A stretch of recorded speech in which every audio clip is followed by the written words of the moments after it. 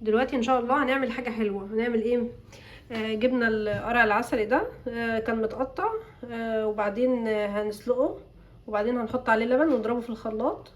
هوريكم بقى بعد كده هنعمل ايه.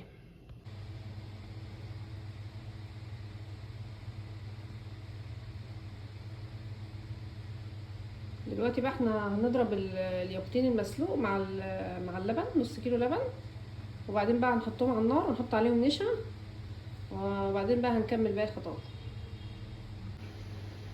دلوقتي بقى احنا حطينا 3 معالق نشا و8 معالق سكر، وقلبنا لحد ما ايه القوام تقيل كده، تقل شويه اهو. بعد كده بقى ايه هنصبه في سلطانيات او اطباق صغيره. دلوقتي بقى حطينا المهلبيه في الاطباق، وده بقى شكلها.